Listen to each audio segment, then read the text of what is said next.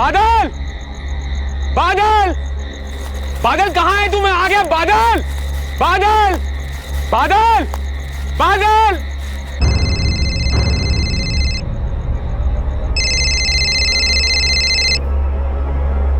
सुनिए, सुनिए। हाँ? फोन।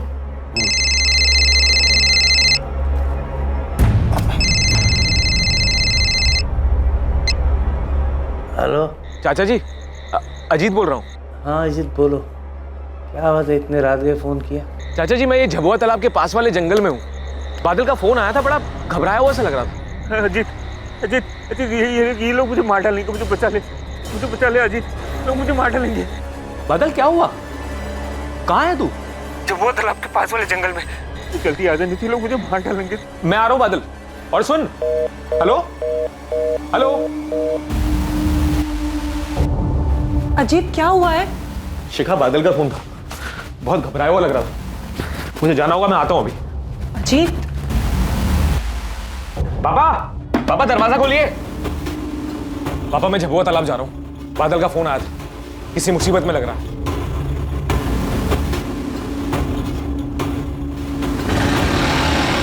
रात बहुत हो गई है, संभल कर जाइएगा। ये टॉर्च रख लीजिए।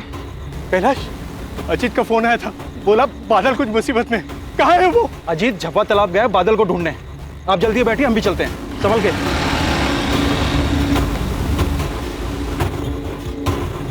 बादल, बादल, बादल, हम लोग आ गए। बादल, बादल, बादल, ए बादल, बादल, हम लोग आ गए। बादल, बादल, अरे बादल। ऐसे तो हम लोग ढूंढ नहीं पाएंगे बादल को। मुझे लगता है हमें पुलिस की मदद लेनी चाहिए। विनायक जी, आप चिंता मत कीजिए, हम झबुआ तालाब जा रहे हैं, आपके बेटे बादल को ढूंढ लेंगे। पापा, मैं इनके साथ जा रहा हूँ। आप एक काम कीजिए, आप घर जाइए, लता चाची इंतजार कर रही होगी। और बादल का फोन आया ना तो मुझे फोन कीजिएगा। बादल, बादल, बादल कहाँ है तू? बादल, बादल। अजीत, अंधेरा बहुत है और धुंध भी बहुत ज्यादा है। उसने कोई एग्जैक्ट लोकेशन बताया था क्या? कोई निशानी कहाँ था वो? बस इतना बताया कि झबुआ तालाब के पास वाले जंगल में है। वो लोग उसे मार देंगे, मैं बचा लूं। आवाज से बहुत घबराया हुआ लग रहा था। मुझे बचा ले अजीत, लोग मुझे मार डालेंगे। बादल अक्सर इस तालाब पे आता था? पता नहीं सर, असल में बादल मेरे कजन मोहित का बहुत अच्छा दोस्त है। मोहित कहाँ है वो? उसका तो फोन ही ऑफ आ रहा है सर। बादल का फोन आने के बाद सबसे पहले मैंने मोहित को ही फोन किया था। ए बादल! क्या हुआ? बादल मिला? नहीं मिला? हे भगवान, इतनी रात को कहाँ गया होगा बादल? हाँ, पुलिस गई है साथ, अजीत भी गया है साथ में उनके। जय कहाँ है? जय से कुछ बात हुई?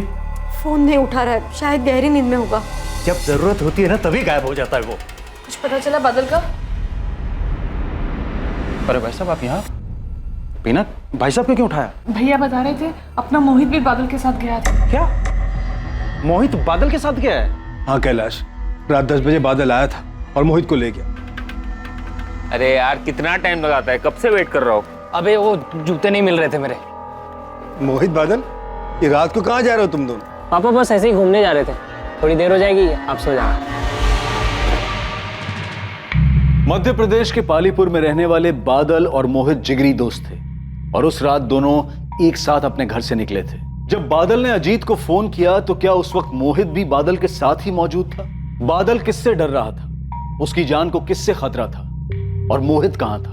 रात का अंधेरा छटते ही उनकी खबर भी सामने आने वाली थी और सामने आने वाला था एक ऐसा भयानक जुर्म जो उन तीनों के परिवार वालों के साथ साथ पूरे गांव को भी हिलाकर रख देने वाला था।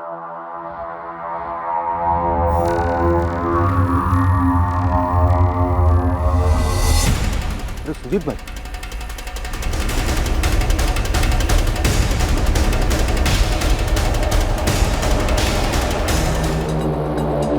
तुम आसपास का एरिया स्कैन करो, तब तक मैं गांव वालों से बात करती हूँ। मैडम, ये मोहित और बादल हैं, पालीपुर गांव के ही हैं दोनों, बहुत अच्छे दोस्त थे।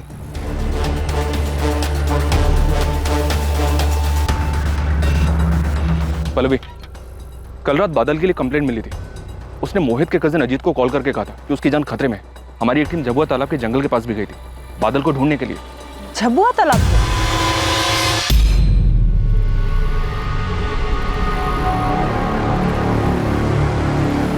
हमने देर रात तक झबुआ तालाब वाले एरिया को सर्च किया। फिर कंप्लेंट करने वाले अजीत को उसके मामा बलवंत ने कॉल किया। उसने बताया कि बादल के साथ मोहित भी था। हमने और सर्च किया, लेकिन घने अंधेरे की वजह से हमें वहाँ कुछ नहीं मिला। माँ सुबह फिर से सर्च शुरू करने वाले थे, इनकी लाशें मिलने की खबर आ गई। सर, बादल ने अजीत को फोन करके कहा था कि वो झबुआ तालाब के पास। कहाँ है तू? झबुआ तालाब के पास वाले जंगल में। लेकिन हमें इन दोनों की लाश तो यहाँ सोमबाग में मिली है। ये इलाका झबुआ तालाब वाले एरिया से कुछ 15 मिनट की दूरी पर है ना? Yes sir. सर, यहाँ कुछ है। सर, ये खून के धब्बे उधर से उस तरफ काफी दूर तक जाते हुए नजर आ रहे हैं। सर, ये झबुआ तालाब भी उसी तरफ है।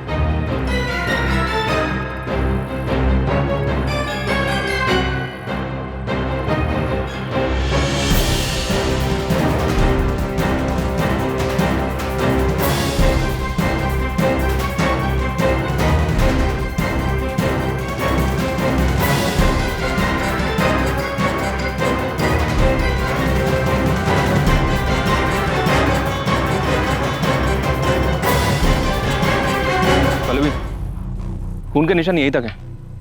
मतलब जो कुछ भी हुआ यहीं हुआ। यहाँ 2 ग्लासेस हैं, शायद ये लोग यहाँ शराब पीने आए होंगे। इन पर हमला हुआ होगा और शायद अपनी जान बचाने के लिए सोमबाग गांव की तरफ भागे होंगे। सर, मैंने फॉरेंसिक टीम को इन्फॉर्म कर दिया है और विक्टिम की फैमिलीज को।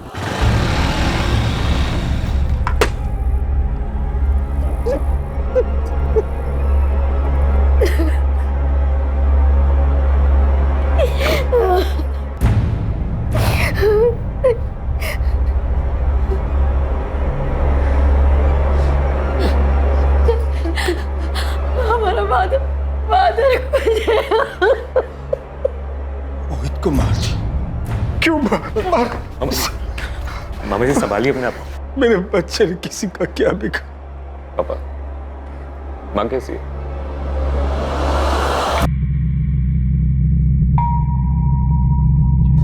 फिलहाल हम 2 एंगल मानकर चल रहे हैं, लूट या फिर दुश्मनी। मर्डर के वक्त विक्टिम्स ने शराब पी हुई थी। पता करो ये शराब उन्होंने खुद खरीदी थी या फिर किसी ने लाकर दी थी। आसपास के एरिया के हिस्ट्री शीटर्स को भी स्कैन करो। वैसे इस बात के चांसेस बहुत कम है कि ये काम लुटेरों की टोली का। शायद किसी ने सुपारी दी होगी अपनी दुश्मनी निकालने के लिए।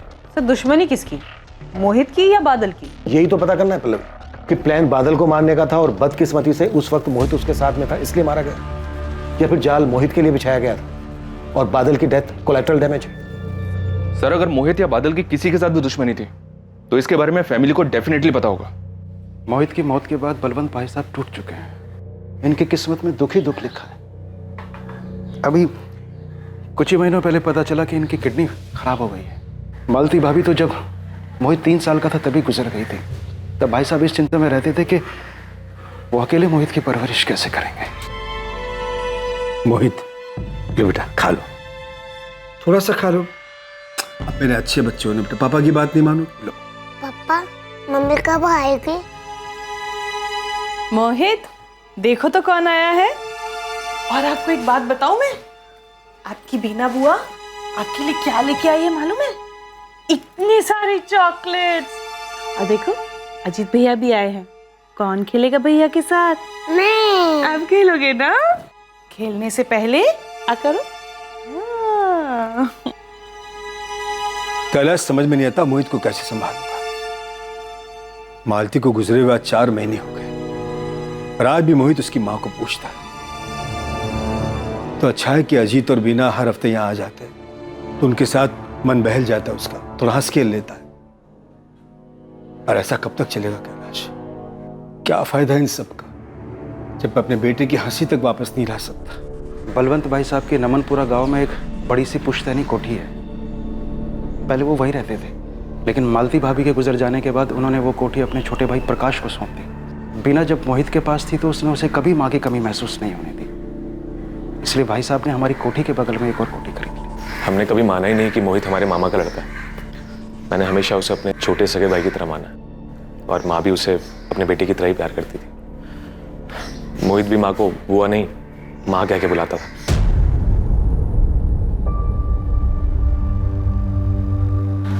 माँ, मोहित के जाने के बाद बलवंत मामा जी की तरह माँ का हाल भी बहुत बुरा। मोहित की किसी के साथ कोई दुश्मनी थी? नहीं, दुश्मनी तो नहीं थी। बलवंत जी इतने बड़े जमींदार हैं, इनकी किसी के साथ कोई दुश्मनी?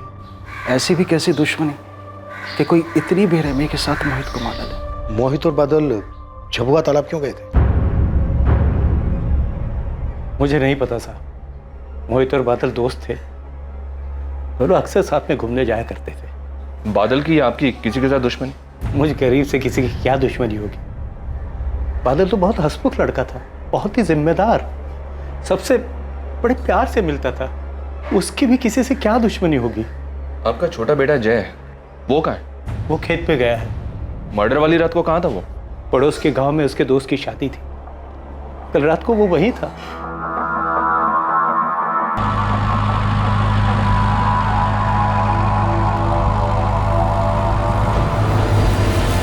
जय देख, ये मेरी परेशानी है, माँ बाबा को पता नहीं चलना चाहिए। तो क्या हर बार माँ बाबा से झूठ बोलते रहे? हाँ तो क्या हो जाएगा झूठ बोलने से? हाँ, मोहित को देख, क्या कुछ मोहित बड़े बाप का बेटा है, उसको कुछ फर्क नहीं पड़ेगा। भाई तुम अपना देखो और मत खेलो एक खतरनाक खेल, वरना इस बार सिर्फ चोट आई है, अगली बार जान पे भी आ सकती है। बलवंत जी बात करने की हालत में नहीं है, वेट करना पड़ेगा। तब तक गांव वालों से पूछना चाहिए, शायद किसी ने कुछ देखा सुना हो। गांव वालों से बातचीत शुरू हो गई है सर। पल्लवी गांव के सरपंच से मिलने गई है। सर, उस ठेके का पता चल गया जहां से मोहित और बादल ने शराब खरीदी थी।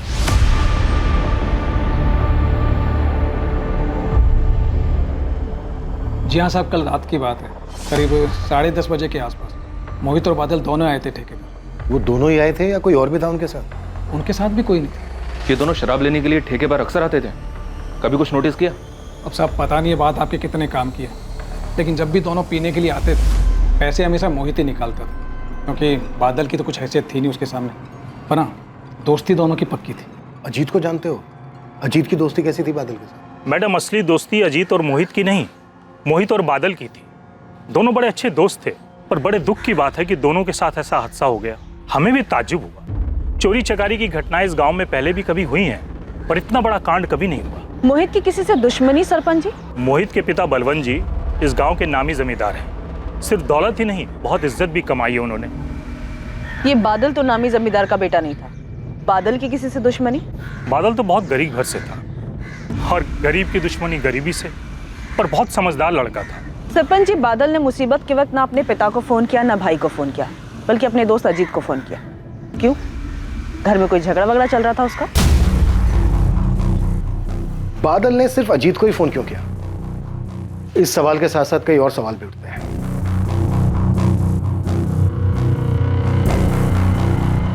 सर, मैं उस दिन इंदौर गया था खाद लेने, हमारी फर्टिलाइजर की शॉप है। लेकिन आप ये सब क्यों पूछ रहे हैं? इंदौर से घर कब लौटे? रात को करीब 12 बजे मैंने अजीत को खाना दिया, बस आंखें लगी थी कि बादल का फोन आ गया।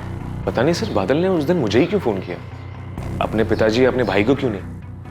अभी तक हम सब लोग परेशान थे, इसलिए कभी इस बात पे ध्यान ही नहीं गया। हो सकता है मोहित ने उसे कहा मुझे फोन करने के लिए, क्योंकि मोहित को जब भी कोई परेशानी होती थी वो हमेशा मुझे ही फोन करता था। इस हिसाब से तो बादल को अपने छोटे भाई जय को भी फोन करना चाहिए था। बादल और मोहित के साथ साथ अजीत के भी कॉल रिकॉर्ड्स मंगवाते हैं, पता तो चले इंसिडेंट के वक्त इसकी फोन लोकेशन क्या थी। सर, हम दोनों विक्टिम्स और उनकी फैमिली से जुड़े सभी लोगों से मिल रहे हैं, पर एक शख्स ऐसा है जो अभी तक हमारे सामने नहीं आया। खुद बादल का भाई जय, वो मर्डर वाली रात भी यहाँ नहीं था, और मैं जब बादल के फादर से मिलने पहुंचा तब भी वो घर पर नहीं था। सर, कहीं हमें जानबूझ के टाल तो नहीं रहा है? सर, बादल का भाई आपसे मिलना चाहता है। सर, उस रात मैं अपने एक दोस्त की शादी में गया था, शोर शराबे में मुझे पता ही नहीं चला मुझे कब बादल का फोन आया। तुम्हें बादल ने फोन किया था? कितने बजे आया था बादल का फोन?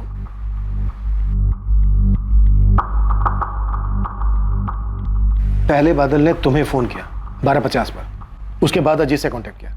काश मैंने फोन उठा लिया होता सर, पुलिस थोड़ा जल्दी पहुंच जाती मदद के लिए। तुम्हारे भाई बादल की किसी के साथ कोई दुश्मनी थी? कोई दुश्मनी नहीं थी सर, भाई बहुत ठंडे दिमाग वाला था और ऐसी चीजों से दूर ही रहता था। किसी को तो दिक्कत थी बादल से, वरना कोई इस तरह से किसी की जान नहीं लेगा। जर जोरू जमीन, कोई तो वजह होगी। सर, ये जमीन की अनबन तो मोहित की थी। करण, ये जान से मारने की धमकी ना बहुत पुरानी और कॉमन हो चुकी। एक काम कर, कुछ नया सोचना और फिर फोन करना। चल फोन रख। क्या हुआ? ये करण और रवि अपने आप को समझते क्या है?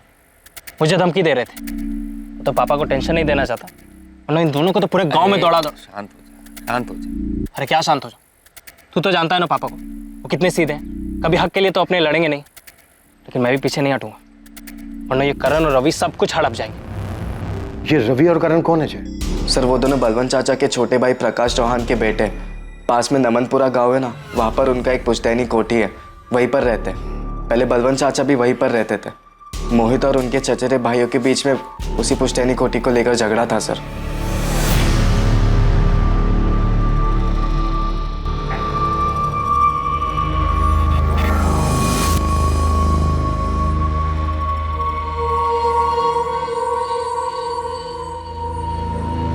रवि, करण, पूरे दिन मोबाइल में घुसे रहते हो तुम लोग, खाने को नहीं जगाइए। अरे कम से कम कुछ काम कर लिया करो, खेतों पे ध्यान दे दो। सब कुछ नौकरों के भरोसे नहीं छोड़ सकते। वहां जाके देखो क्या हो रहा है क्या नहीं हो रहा है। आप क्यों खून चला रहे हैं इन दोनों के पीछे? चलिए जल्दी, देर हो रही है। मुझे बलवंत भाई साहब का बड़ा दुख होता है। पहले मालती भाभी, फिर मोहित, और तुम लोग भी चलो मिल के आना चाचा जी से। जी पापा। जी माँ। क्या जी पापा जी मम्मी? यार अभी तो गए थे उनके घर, फिर बार बार क्यों जाना? और वैसे भी जिसकी मौत का दुख ही ना हो उसके घर जाके भाई मुझसे ना दुखी होने की एक्टिंग नहीं हो पाए। विदिक जाना तो पड़ेगा, पर वहां जाके कुछ गड़बड़ मत करना। अपने रास्ते का कांटा निकल गया, तो जो होगा अपने हिसाब से होगा। आकाश तू परेशान मत हो भाई, मैं ठीक हूँ। नहीं भैया, आप ऐसा क्यों कह रहे हैं? आप माने या ना माने, तो मोहित की बात सुनते ही ऐसा लगा जैसे किसी ने करण और रवि पे हमला कर दिया। आपकी बड़ी फिक्र होती है भैया, आप कुछ दिनों के लिए हमारे साथ चल के रहिए।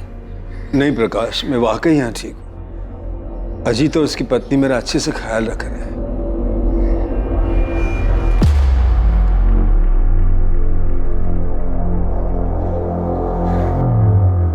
चारे चमचे आजकल ज्यादा मस्का लगा रहा बुड्ढे को, क्या बात है? जमीन जायदाद के लिए भाइयों के बीच झगड़े कोई नई बात नहीं है। पत्थर की इमारतों के आगे रिश्तों का कद अक्सर छोटा पड़ जाता है। कागज के नोटों के वजन के नीचे दबकर भावनाएं दम तोड़ देती हैं, और ऐसे माहौल में पनपता है जुर्म। क्या मोहित की मौत के पीछे भी यही वजह थी? क्या बादल की मौत महज एक कोलैटरल डैमेज थी, और क्या असली टारगेट मोहित ही था? क्या है प्रकाश, ऐसा क्या बोलना चाहते हो जो सबको इकट्ठा बुला लिया? बात क्या है?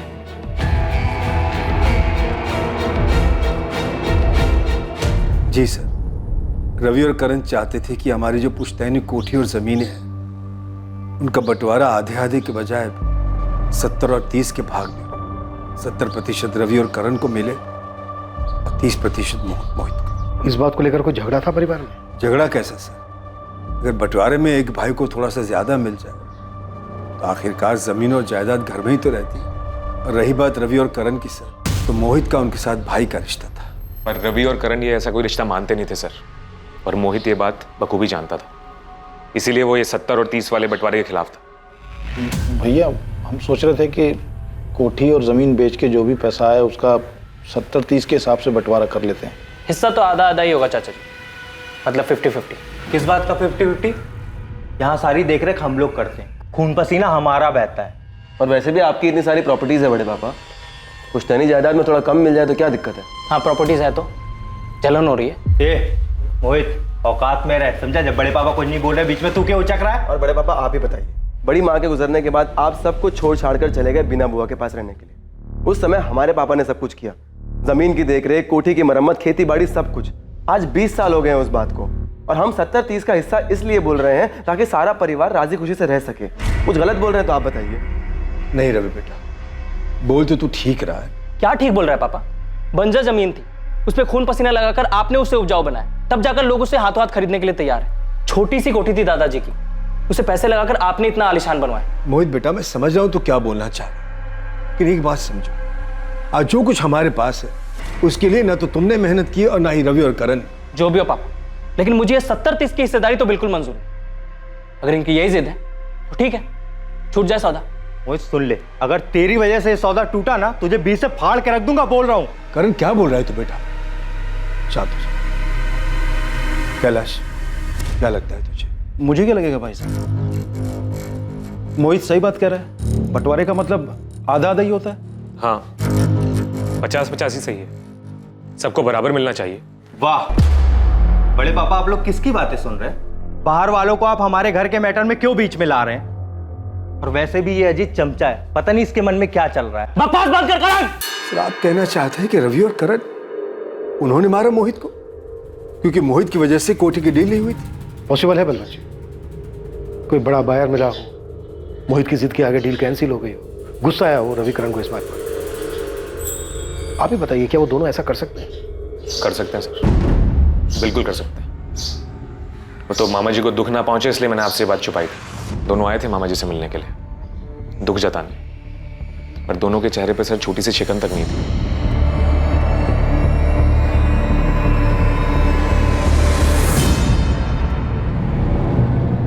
कहाँ हो आप? पुलिस रवि और करण को पकड़ कर ले गई है। उन्हें शक है मोहित को करण और रवि ने मारा है। किसने कहा ये पुलिस से? और कौन कहेगा? आपके परम पूज्य भाई ने ही बोला होगा। उनका बेटा तो नहीं रहा, उसका बदला हमारे बेटों से लेना है उनको। वो फिक्र मत कर, पुलिस को 10 मिनट में छोड़ना पड़ेगा हमारे रवि और करण को। मैं अभी वकील से बात करता हूँ।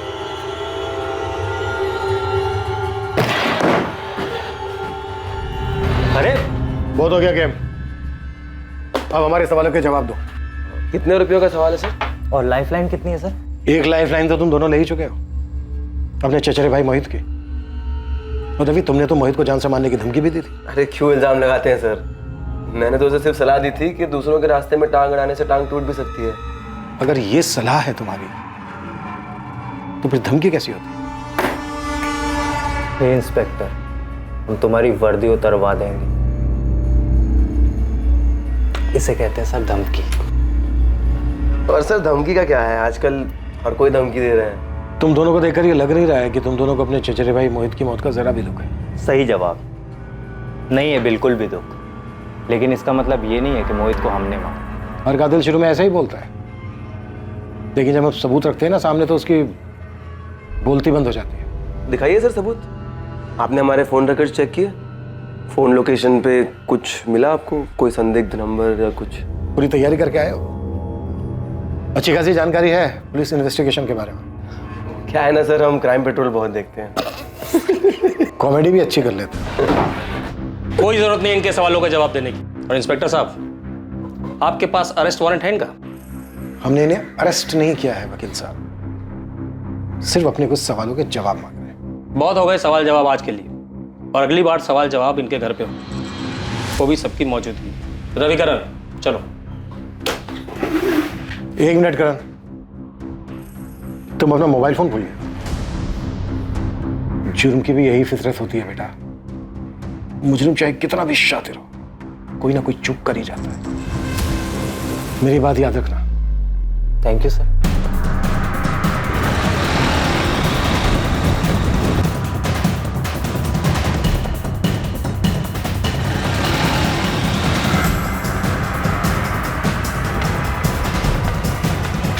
वही रुक जा, हाथ ऊपर।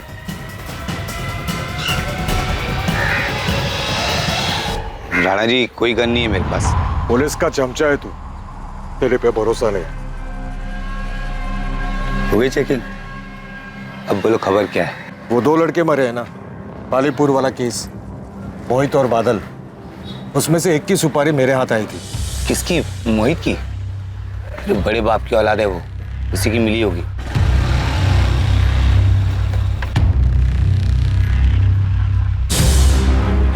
बाकी पैसा काम हो जाने के बाद। किसका टिकट काटना है? आसान शिकार है, हर महीने की 15 तारीख को अपने घर और खेत का सामान लेने जबलपुर जाता है। इस बार भी जाएगा, लेकिन वापस नहीं आना चाहिए। याद रहे, 15 तारीख। 15 तारीख? लेकिन मोहित और बादल तो उससे पहले ही 11 तारीख को।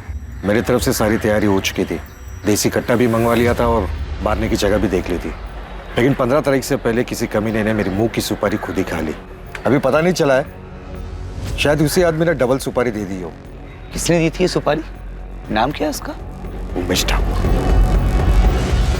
उमेश ठाकुर? ये तो नाम भी नहीं पता मुझे नहीं मालूम कौन है ये। सर, उमेश ठाकुर प्रीति ठाकुर का भाई है। बादल और प्रीति एक दूसरे से प्यार करते थे।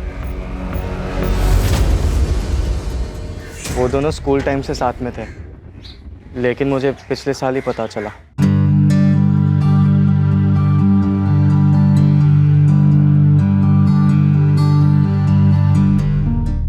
प्रीति हमारे बिरादरी की नहीं थी, इसलिए बादल ने सारी बातें छुपाई थी। सर मैंने भाई को बहुत समझाया था, लेकिन भाई तुम अपना देखो और मत खेलो एक खतरनाक खेल, वरना इस बार सिर्फ चोट आई है, अगली बार जान पे भी आ सकती है। देख जय, मैं समझता हूँ कि तुझे मेरी फिक्र है, लेकिन माँ को ये बात मत बता, खामखा परेशान होंगे। और प्रीति और मैं, हम दोनों एक दूसरे को स्कूल टाइम से जानते हैं, तब से एक दूसरे से प्यार करते हैं। खून उनका भी लाल है और हमारा भी, लेकिन खून सिर्फ हमारा बहेगा भाई, वो भी उनके हाथ में। और ऐसा ही हुआ।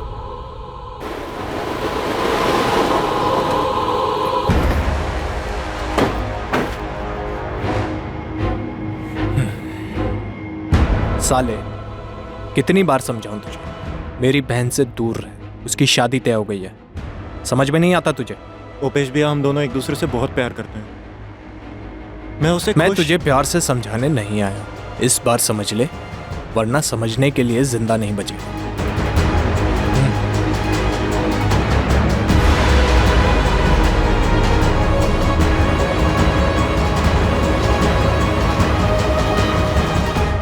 ये कब की बात है?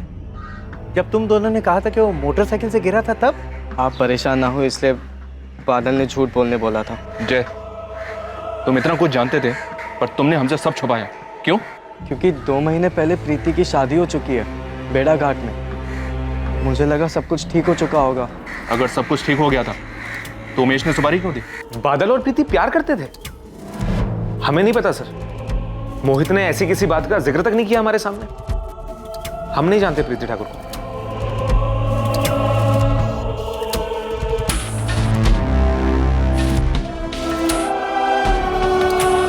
माँ कहाँ थी आप? कब से ढूंढ रहा हूँ, नींद ही नहीं आ रही मुझे। आप सुला दो। इतना बड़ा हो गया लेकिन अभी भी मेरी गोद में सोने की तेरी आदत गई नहीं। कैसे चली जाए आदत? आप माँ हो मेरी, आपकी गोद में सोने में अच्छा लगता है।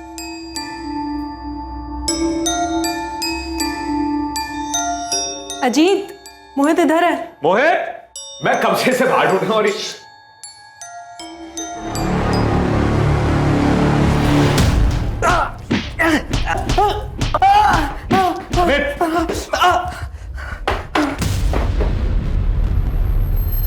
चलो जा शुरू। हाँ, मैं मिला था राणा से और बादल की सुपारी भी दी थी। तेरी बहन की तो बेड़ा घाट के किसी दीपक राजपूत से शादी हो चुकी थी, फिर क्यों दी थी बादल की सुपारी?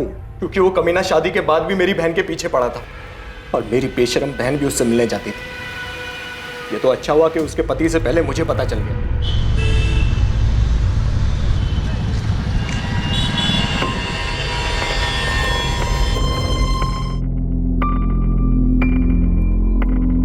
सारी सब्जी लेकर आए हो ना, वरना मेरी सास किटकिट करेगी। फिक्र मत करो, सब लेके आया।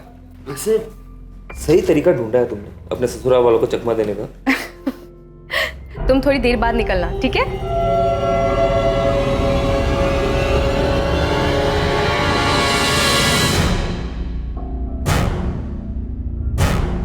भैया मैं... शर्म नहीं आती तुझे? तेरी शादी हो चुकी है। उमेश भैया, प्रीति को मत मारो। अब तू चुप कर साले, तुझे तो मैं जिंदा नहीं छोड़ूंगा। दोबारा उससे मिली ना तो भूल जाऊंगा तू मेरी बहन है। मिलूंगी।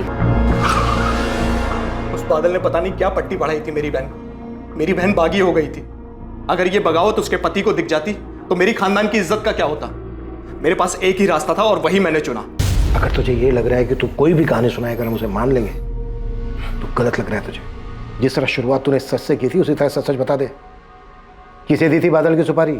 सर मैंने कहा ना कि मेरी सुपारी से नहीं मरा वो। अमित,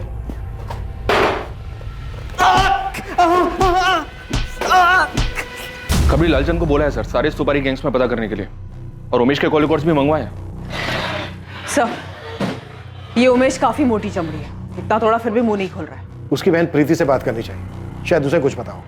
जादव, बादल की बाइक का कुछ पता चला? इन्फॉर्मेशन तो हर जगह पहुंचा दिया सर, और चोरी का सामान डील करने वालों के यहाँ भी देखा, पर इस बाइक के बारे में किसी को कुछ पता नहीं है। ठीक है, लेकिन पता करते रहो। प्रकाश, ऐसे केसेस में पुलिस सब पर शक करती है, सबसे सवाल जवाब करती है, लेकिन मैंने सारी पूछताछ में कभी रवि और करण का नाम तक नहीं। जब अजीत ने उन दोनों का नाम लिया तो आपने एक बार भी नहीं कहा कि वो दोनों ऐसा नहीं कर सकते। और पुलिस ने तो धमकी दी है मेरे बच्चों को कि वो लोग ये गांव छोड़ के कहीं नहीं जा सकते। दुर्गा, रवि और करण मेरे बेटे जैसे हैं, मैं उन्हें कुछ नहीं होने दूंगा। बेटे जैसे होते तो आप मान लेते उनकी बात और कोटी का हिस्सा देने से मना नहीं करते। आकाश, ये दुर्गा क्या बोल रही है? देखो, कभी कभी हम बच्चों की जिद के आगे मजबूर हो जाते हैं। सही कहा आपने, औलाद से बढ़कर कुछ नहीं होता। और इस केस में अगर मेरे बेटों को कुछ हुआ ना तो मैं भी बर्दाश्त नहीं करूंगा भैया।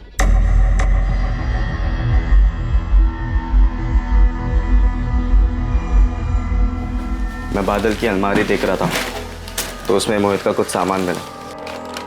पुलिस मुझसे प्रीति ठाकुर के बारे में पूछ रही थी, पर मोहित ने कभी बताया नहीं उसके बारे में। लेकिन बादल को मोहित ही चढ़ाता था। सच्चे प्यार की कहानी और पता नहीं क्या क्या बकवासी किस्से सुनाता रहता था। प्रीति का भाई उमेश, उसी ने मरवाया होगा क्या? प्रीति, देखो तुम्हारी सहेली तुमसे मिलने के लिए। क्या नाम बताया आपने अपना? पल्लवी। अरे ऐसे क्या देख रही हो? कॉलेज के बाद तो तुम हमें मिली ही नहीं। घबराओ मत, मैं बस मिलने आई हूं तुम्हारी मदद के लिए। प्रीति, तुम लोग बातें करो, शाम को आने में मुझे थोड़ी देरी हो जाएगी। मार दिया मेरे बादल को, हमेशा के लिए मुझसे दूर कर दिया। जय कहता था खून बस गरीब का ही बहता है, और मेरे बादल की बस यही गलती थी कि वो गरीब था। देखो प्रीति, हमें शक है कि ये सब तुम्हारे भाई उमेश ने किया है, लेकिन मुझे लगता है शायद मेरे पति ने किया है। लेकिन उमेश तो कह रहा था कि बादल और तुम्हारे अफेयर के बारे में दीपक को कुछ नहीं पता। मुझे ठीक से तो नहीं पता, भैया तो दीपक को कभी नहीं बताएंगे। लेकिन पिछले कुछ दिनों से जब से बादल की मौत हुई है, तब से दीपक को ज्यादा ही खुश रहने लगा है। हमारी शादी के बाद से ही दीपक और मेरे बीच कभी भी रिश्ता ठीक नहीं रहा है। वो हमेशा जोर जबरदस्ती करता था, लेकिन आजकल तो वो बहुत प्यार से पेश आता है। और अभी कुछ दिन पहले उसने एक अजीब सी बात कही। क्या बात है मैडम, आजकल सब्जी लेने नहीं जा रही? सब्जी वाला जिंदा तो है ना? मतलब तुम ये कह रही हो कि तुम्हारे और बादल के अफेयर के बारे में दीपक को भनक लग गई थी? मुझे पक्का तो नहीं पता। ठीक है, वो हम पता कर लेंगे। नहीं, आप ऐसा मत कीजिएगा।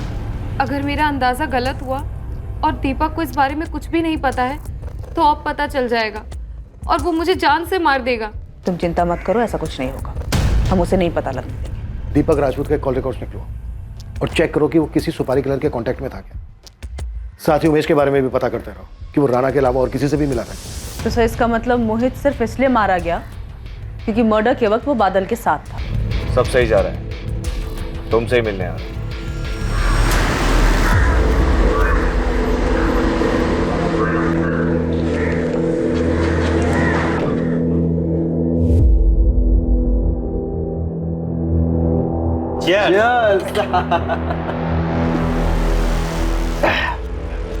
यार दीपक, ये जमीन की डील एक बार फाइनल हो गई तो तीनों का तगड़ा फायदा होगा नहीं? और वैसे भी तेरा फायदा तो पहले ही हो चुका है। अबे तुम दोनों के तो दोनों हाथों में पहले से लड्डू है। अच्छा लगता है ना जब अपनी प्रॉपर्टी किसी दूसरे से शेयर ना करनी पड़े, है?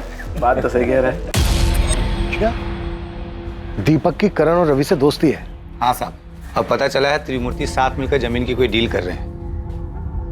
डील तो हुई है इनके बीच, लेकिन किस चीज की ये खुद के निकालना पड़ेगा। शुरुआत से ही पुलिस इस असमंजस में थी कि मोहित और बादल में से असली टारगेट कौन था और कौन दूसरे के साथ मौजूद रहने की वजह से मारा गया था। लेकिन अब पुलिस के पास संदिग्धों के अलग अलग विकल्प मौजूद थे। किसी की बादल से दुश्मनी थी तो किसी की मोहित से, और अब यह संभावना भी नजर आ रही थी कि शायद दोनों के दुश्मनों ने मिलकर ही इस हत्याकांड को अंजाम दिया था। सर, मुझे एक बात याद आ रही, थोड़ी पुरानी है, कोई 7-8 महीने पहले की। किससे जुड़ी हुई है, मोहित या बादल? दोनों से ही। अरे यार, कोई बात नहीं, मेरे में से ले ले। अरे नहीं, तू खाना, मैं यही पास में तो है, लेके आता हूँ। ठीक है? अबे हाँ, जलेबी खाएगा? हाँ, ले ले। भाई लोगों को गरम गरम खिलाने का, समझा? गलती हो गई। देख के नहीं चल सकता, साला नया शर्ट खराब कर दिया। तमीज से बात करो ना भाई साहब, बोल तो रहा हूं गलती हो गई। अबे एक तो शर्ट खराब किया, ऊपर से मेरे मुंह लग रहा है। तू जानता नहीं तू मेरे को, जानता नहीं तू मेरे को। नया क्या तू समझ में नहीं आता? उस दिन जिस आदमी का हाथ जला वो पास के नमनपुरा गांव का नटवर मौर्य है।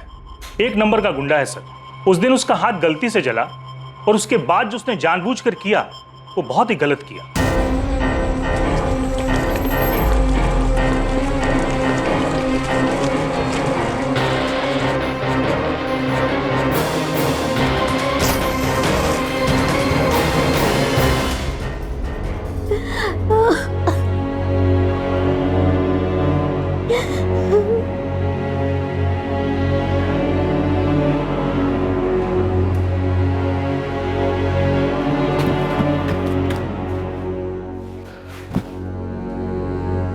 बादल, ये सब कैसे हो गया? किसने जला के? कमीने ने सब कुछ बर्बाद कर दिया है मेरा।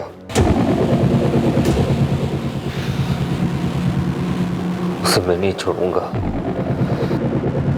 सब जानते थे ये काम नटवर मौर्य का किया हुआ है। उस दिन तो मोहित और बादल आपे से बाहर ही हो गए।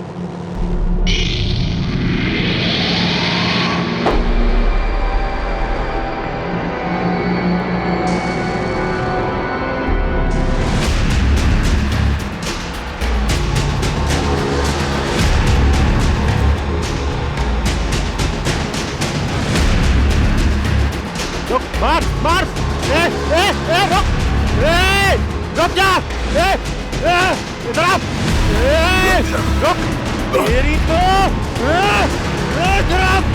बादल का बदला तो पूरा हुआ सर, पर उसके बाद दोनों गांवों के बीच बहुत तनाव बढ़ गया। दोनों तरफ मारकाट की बातें होने लगी। फिर मैंने और नमनपुरा के सरपंच ने मिलकर सबको शांत किया। हम किसान हैं साहब, फसल जल गई थी हमारी, कैसे भूल सकते उस दिन को। अगर इतनी बड़ी बात थी तो हमसे छुपाई क्यों? गलती होगी सर। सब शांत हो गया था तो हमें भी ध्यान नहीं रहा कि नेटवर्क अब भी उस झगड़े का बदला ले सकता है। बदला वक्त के साथ और बढ़ता है अजीब। उसकी टांग टूटी, ऊपर से गुंडा वो कैसे सोच लिया कि वो बाद में बदला नहीं लेगा। रवि और करण की मोहित से दुश्मनी थी। उमेश और दीपक की बादल से। तू चुप कर साले, तुझे तो मैं। फिर पता चला रवि, करण और दीपक दोस्त हैं। और अब ये नटवर मौर्य वाला एंगल सामने आया। इसकी तो अकेले की दुश्मनी थी इन दोनों मोहित और बादल से। ऊपर से क्रिमिनल भी है, मारपीट के केसेस दर्ज हैं इसके नाम पे। भाई लोगों को गरम गरम खिलाने का, समझा? खिला बे। ये एक ऐसा चक्रव्यूह है, इसमें जितना अंदर जा रहे हैं उतना ही फंसते जा रहे हैं। ये नटवर और उमेश दोनों ही नमनपुरा गांव के। उमेश तो जानता ही होगा इसको। चांसेस है कि उमेश ने ही नटवर को सुपारी दी होगी। नटवर की तो पहले से दुश्मनी थी मोहित और बादल से। मैं नहीं जानता कि ये नटवर का काम है या नहीं। मैं सिर्फ इतना जानता हूं कि मैंने कुछ नहीं किया।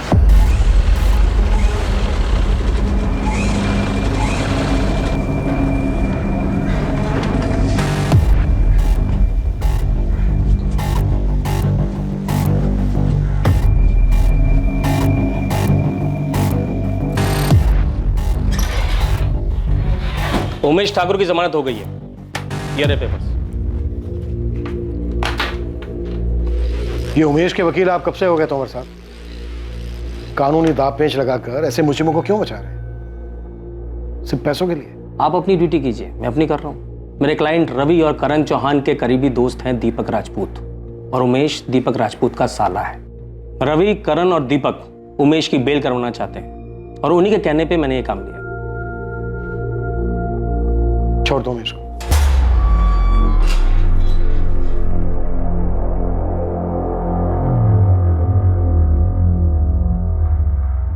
थैंक यू जीजा जी।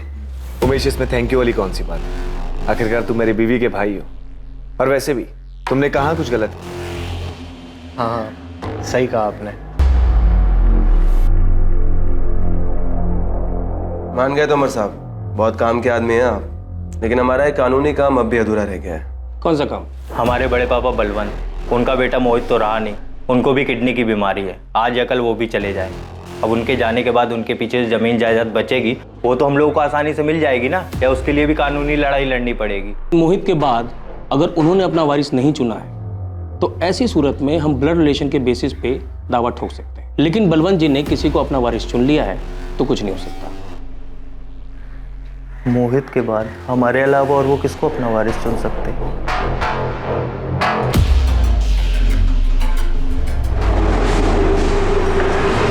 साहब, काम की खबर लाया। जबलपुर के 2 सुपारी किलर नंदू और रघु पिछले हफ्ते पालीपुर में दिखे थे। कहाँ से मिली खबर? पक्की है? बिल्कुल पक्की है साहब। वो गन सप्लायर है मदन चाचा, उन्हीं से मिलने आए थे दोनों। ये ले जाओ, विलायती सिस्टम है इसका, एकदम मक्खन चलेगा। कब गोली अंदर गई, कब आदमी स्वर्ग पहुंचा, उसे भी नहीं पता चलेगा। वैसे इस बार कहाँ का शिकार है? यही पालीपुर में चाचा। 2 बकरे इस बार। गोली चलेगी ना तो आवाज आपको भी सुनाई देगी। नंदू और रघु बहुत पुराने सुपारी किलर हैं, 4 मर्डर कर चुके हैं। 6 हाफ मर्डर के केसेस चल रहे हैं इन पर। ये यहाँ पालीपुर में आए थे और हमें इस बात का पता तक नहीं चला। अगर ये दोनों यहाँ पर दिखे तो इसका मतलब ये है कि मोहित और बादल के मर्डर में इनका हाथ है, लेकिन इन दोनों को स्ट्रैप किया गया था। इसका मतलब यह है कि गन इस्तेमाल करने की शायद जरूरत ही नहीं पड़ी।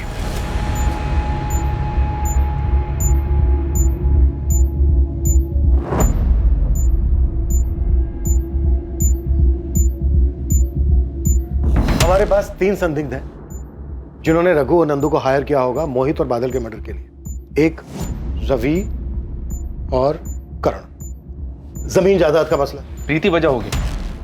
प्रीति का भाई उमेश ठाकुर पहले भी राणा नाम के सुपारी किलर्स को हायर कर चुका था सर। उमेश ठाकुर। अच्छा, तीसरा दीपक राजपूत, प्रीति का पति। शायद दीपक राजपूत को प्रीति के अफेयर के बारे में पता चल गया होगा। दीपक राजपूत, दीपक, रवि और करण, शायद इन तीनों की मिली भगत हो। और उमेश भी इसमें शामिल हो गया होगा क्योंकि रवि करण के वकील ने ही उमेश की बेल करवाई। या फिर इस बात के भी पूरे चांसेस हैं कि इन सब ने मिलकर ये चक्रव्यूह रचा। नेटवर्क के बैकग्राउंड को देखकर भी ताज्जुब नहीं होगा सर अगर उसने किसी सुपारी किलर से कांटेक्ट किया हो। इन सब के पास अपनी अलग अलग वजह थी, पर इनमें से कौन?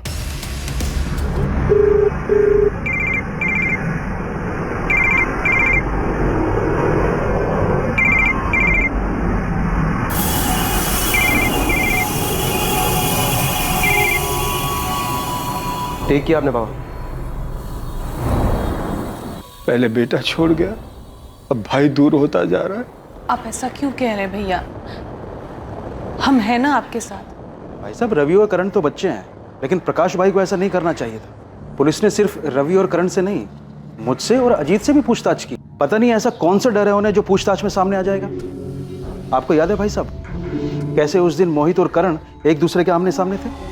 अगर तेरी वजह से ये सौदा टूटा ना, तुझे 20 से फाड़ के रख दूंगा, बोल रहा हूं। मुझे इसमें मत घसीटिए साहब, मुझे कोई बदला नहीं लेना है, ना मैंने कोई बदला लिया है साहब। मैं समझ चुका हूं साहब, सब कर्मों का फल होता है। मैंने मेरा भुगता, उन लोगों ने अपना। नहीं नटवर, तू नटवर लाल है, कोई बाबा नहीं है। ये तुझे याद है या मैं दिलाऊं? याद है साहब, लेकिन जब से पैर धीमे चल रहे हैं ना साहब, तब से दिमाग तेज चलने लगा, सब समझने लगा हूं अच्छा बुरा। इसलिए ये चोरी चकारी सब छोड़ दिया मैंने। चोरी छोड़ दी, लेकिन हेरा फेरी वो तो नहीं छोड़ी ना तूने। अपने दोस्तों का साथ तो नहीं छोड़ा तूने। हाल खबर तो बराबर लेते रहता है तुम।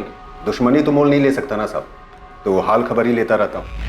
हालांकि जब उनसे बात होती है तो उन्हें भी समझाता हूँ, कुछ नहीं रखा भाई इसमें, सुधर जाओ। बहुत बकवास सुन ली तेरी। अब सीधे सीधे बोल, रघु और नंदू कहाँ है? उन दोनों से कांटेक्ट किया था ना तूने? क्या फिर नमलपुरा का उमेश में शामिल है इसमें? कौन उमेश था? उमेश ठाकुर। इसकी तब तक खातिरदारी करो जब तक ये सच ना बोलते। सर, ये नंदू और रघु भोपाल में अरेस्ट हुए थे। कुछ 1 महीने पहले बेल पे बाहर हुए। पल्लवी, तुम भोपाल जाओ, रघु और नंदू से जुड़ी सारी इंफॉर्मेशन पता करो, और जिस केस में ये अंदर हुए थे उस केस के इन्वेस्टिगेटिंग ऑफिसर से भी मिलो। इस बात के पूरे चांसेस हैं कि उनमें से कोई ना कोई इनके कांटेक्ट में जरूर है। Okay sir. नेटवर्क खुद हिस्ट्री शीटर है। रघु और नंदू से कांटेक्ट करना उसके लिए कोई बड़ी बात नहीं, लेकिन अगर ये काम रवि और करण ने करवाया है तो सोचने वाली बात यह है कि ये दोनों इतने खतरनाक सुपारी किलर से कैसे मिले होंगे? सर, वो अमित तोमर, इन दोनों का एडवोकेट, सर वो एक क्रिमिनल लॉयर है। वो जानता होगा रघु और नंदू को, शायद वहां से मदद मिली हो।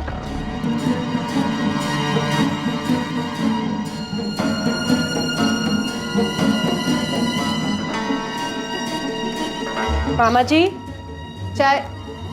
मामा जी, आप अभी तक उठे नहीं। मामा जी, मामा जी, मामा जी उठिए। अजीत, माँ, जल्दी आइए। मामा जी उठिए।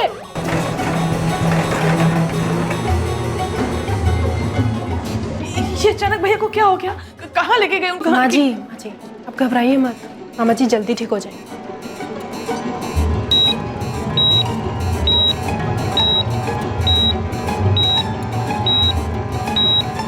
एक तरफ पुलिस सामने आने वाले हर एक एंगल को टटोल रही थी और वहीं दूसरी तरफ बलवंत चौहान अस्पताल में अपनी जिंदगी के लिए लड़ रहे थे। रघुवंशी और चौहान परिवार के लिए घड़ी बहुत मुश्किलों से भरी थी और बादल का परिवार भी कई मुसीबतों से संघर्ष कर रहा था। हम बहुत परेशान हैं गुप्ता जी, अगली किस्त के लिए कुछ तो मोहलत दीजिए। पिछली 4 किस्तें भी बाकी हैं। बादल ने कहा था कि 1 हफ्ते के अंदर सारी किस्तें चुका देगा। लेकिन आपको पता है ना बादल के साथ क्या हुआ?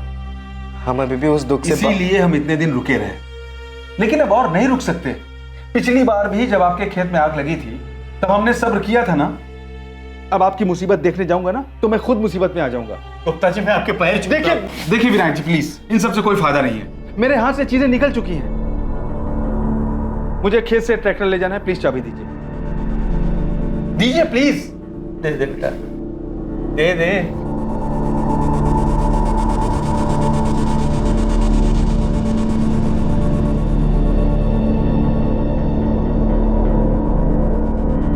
नंदू रघु और यहाँ के पंजा गैंग के बीच काफी वक्त से गैंग वार चल रहा है। आए दिन दोनों गैंग के लोग एक दूसरे को निशाना बनाते हैं, पर एक तरह से देखा जाए तो हमारे लिए अच्छा है। कचरा खुद ब खुद साफ हो रहा है। लेकिन इस बार ये हमारे लिए गुड न्यूज नहीं। हमारे डबल मर्डर केस में रघु और नंदू किलर है और उन दोनों के स्टेटमेंट्स हमें मास्टरमाइंड तक पहुंचा सकते हैं। मैंने अपने इन्फॉर्मर्स को अलर्ट कर दिया। कुछ होने से पहले ही हमें दोनों की इन्फॉर्मेशन निकालनी हो और उन्हें जिंदा ही पकड़ना हो। आपने किसी अमित तोमर का नाम सुना है? एडवोकेट है। रघु और नंदू के केस में कभी आए हो यहाँ पे मिलने? आप फिल्में बहुत देखते हैं क्या इंस्पेक्टर साहब? कहानी तो पूरी फिल्म बना ली आपने, लेकिन मुझे फिल्मों का शौक नहीं है। मैं कानून के दायरे में रहकर अपने क्लाइंट्स को सलाह देता हूँ और उन्हें प्रोटेक्ट करता हूँ। उन्हें क्रिमिनल्स के नाम और नंबर नहीं देता। अपने काम को लेकर ऑनेस्ट हूँ। और रहा सवाल करण और रवि का, तो अगर मुझे लगता ये दोनों अपराधी हैं या इन दोनों ने किसी भी अपराध के बारे में मुझसे बात की होती तो मैं इनका केस लेता तक नहीं। आपका शक गलत है, मुझ पर भी और मेरे क्लाइंट्स करण और रवि पर भी। कमाल है तोमर साहब, आपने एक वकील होकर फैसला सुना दिया, बेगुनाह साबित कर दिया दोनों को। थोड़ा इंतजार तो कीजिए, अभी हमारी इन्वेस्टिगेशन चल रही है, कंप्लीट नहीं हुई है। अभी तो बहुत सारे चेहरों से नकाब उतरना बाकी है।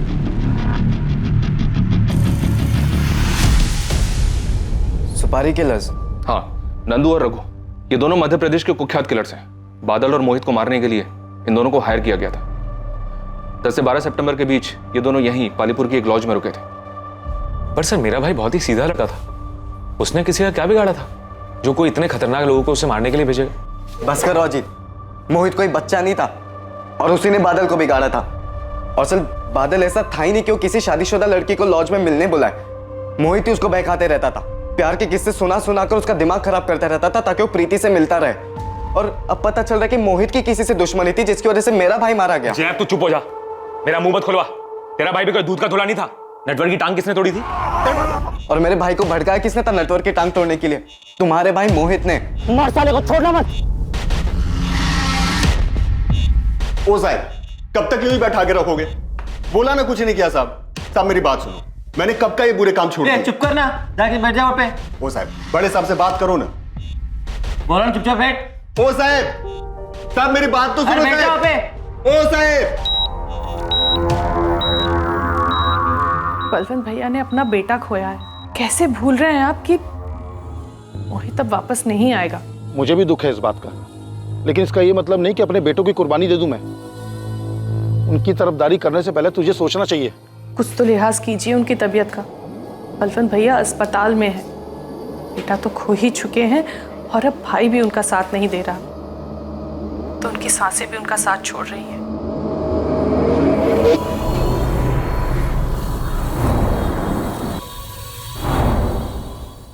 नंदू और रघु के भी दर्शन होंगे चाचा?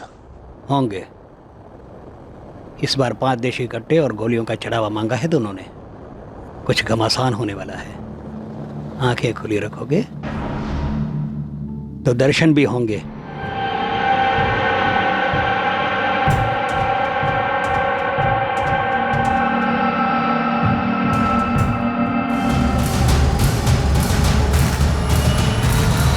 रवि, करण, उमेश और दीपक सब पर वॉच रखे हुए हैं सर। और सर हमने इन चारों के कॉल रिकॉर्ड्स भी बारीकी से स्कैन किए। लेकिन हमें कोई भी ऐसा सस्पिशियस नंबर नहीं मिला जो कि रघु, नंदू या फिर हमारे डेटा में मौजूद किसी सुपारी किलर का हो। और नटवर भी अपनी बात पे अड़ा है। सर कांस्टेबल गिरधर को भी नटवर और उसके पुराने कॉन्टैक्ट्स की खबर निकालने के लिए काम पर लगा दिया। ये रहा मेरा इक्का। दीपक तू तो गया। ये मेरा बात। ये पंच।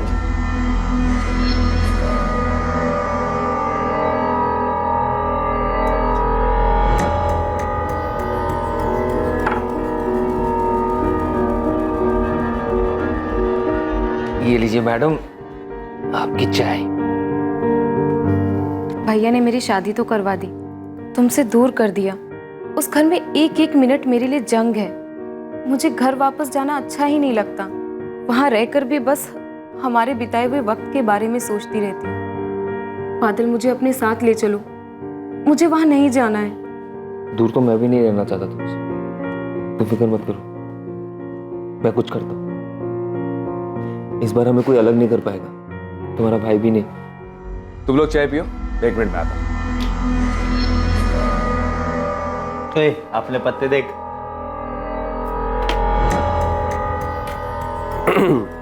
भाभी, सुना है आप और बादल अच्छे दोस्त थे, और ये भी सुना है कि दोस्ती काफी पुरानी थी। अरे घबराइए मत, मुझे को नहीं पता, हम बताएंगे भी नहीं, बेफिक्र रहिए आप। डॉक्टर ने कहा है कि आपको बहुत जल्दी डिस्चार्ज कर देंगे। भैया कैसे हैं आप? भैया मुझे माफ कर दीजिए भैया, वो कोठी जायदाद मुझे कुछ नहीं चाहिए, बस आप जल्दी से अच्छे हो जाइए और घर आ जाइए। मामा जी, आपको भले ही नहीं चाहिए, पर रवि और करण, उनका क्या?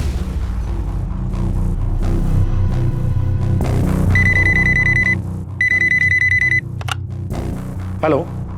ये तो हद ही हो गई सर, पहले आप हमारे पीछे पड़े थे, अब हमारे वकील साहब पर भी शक कर रहे हैं।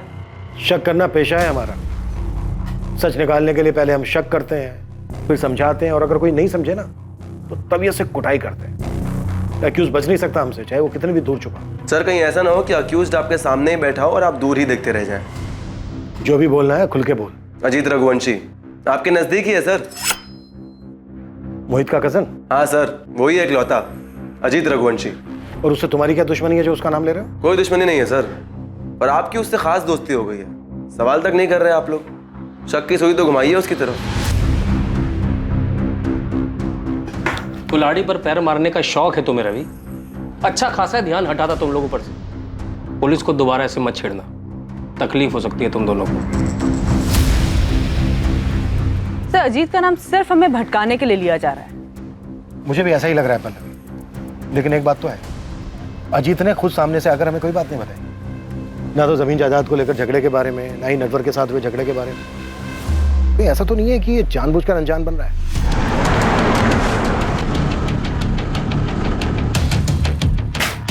नंदू उठ, खबर मिली ससुराल वाले आ रहे हैं, चल जल्दी चल।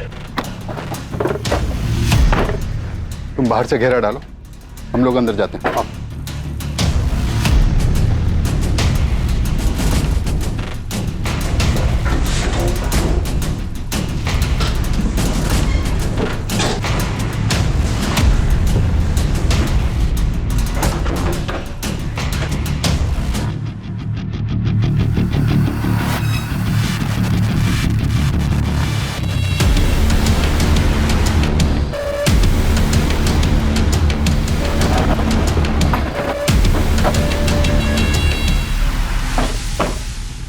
मैं बलवंत जी से मिलता हूँ, तुम आसपास पूछताछ करो।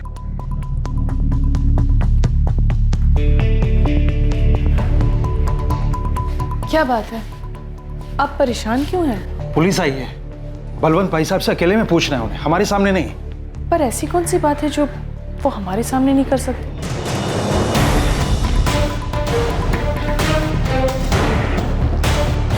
आप अजीत पे शक कैसे कर सकते हैं सर? अजीत और मोहित तो सगे भाइयों से भी बढ़कर थे। बलवंत जी, काफी प्रॉपर्टी है आपके पास, रवि और करण में काफी लालच है आपकी प्रॉपर्टी को लेकर। क्या अजीत के मन में ऐसा कुछ नहीं है?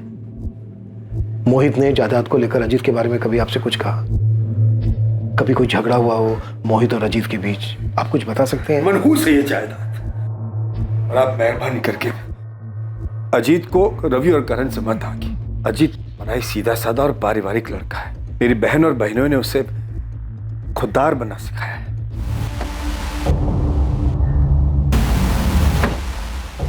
कुछ मिला? तो ये अजीत इंसान है या फरिश्ता? लोग भगवान में भी बुराई ढूंढ लेते हैं, लेकिन इस अजीत की कोई बुराई नहीं कर रहा है। लेकिन फिर भी मैंने गिरधर को बोला है अजीत की दुकान के आसपास बात करने के लिए।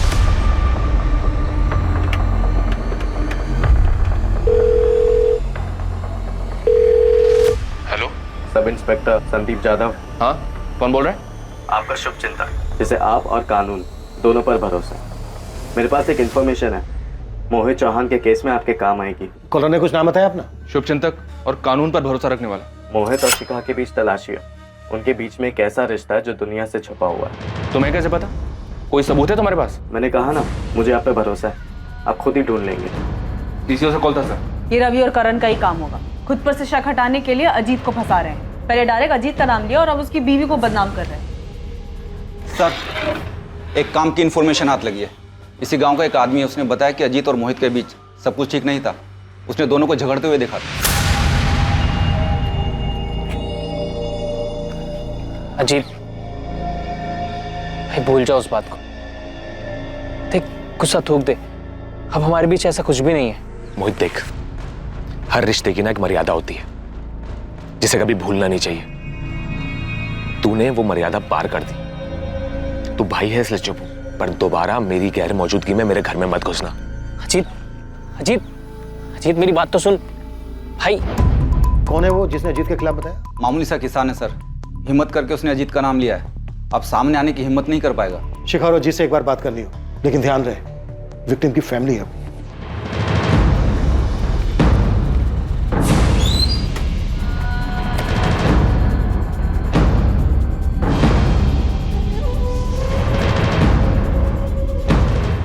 सर, आप लोग शिखा को ऐसे कैसे उठा के ले आए? सच जानने, और वो हम जान चुके हैं जो अब तक तुमने हमसे छुपाया। सच तो हम जान चुके हैं शिखा, बस तुम्हारे मुंह से सुनना है। बताओ। माँ माँ माँ माँ किधर है? पिताजी के साथ मंदिर गई है। और अजीत, वो तो दुकान पर होगा ना? मतलब घर पर कोई नहीं है? नहीं, मैं अकेली हूँ। बाल काफी लंबे हैं तुम्हारे। जब भी छत पर बाल सुखाती हो, कसम से मेरी नजर ही नहीं हटती तुम पर से। मोहित, भोली मत बनो। देखा है मैंने, हमेशा मेरी वर्जिश के वक्त ही तुम बाल सुखाने आती। छुप छुप कर देखती हो मुझे। मुझे अच्छे से पता है तुम्हें क्या चाहिए। और अगर मेरा छूना तुम्हें इतना ही बुरा लग रहा है तो ठीक है, तुम जा सकते हो।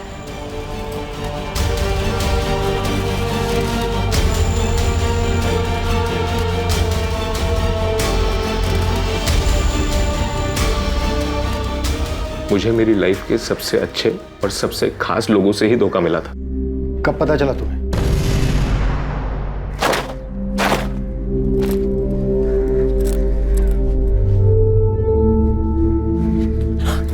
अरे मोहित, क्या कर रहे हो आप? अभी तो 10 मिनट ही हुए हैं सबको गए हुए, और वैसे भी आज शाम तक कोई नहीं आने वाला है।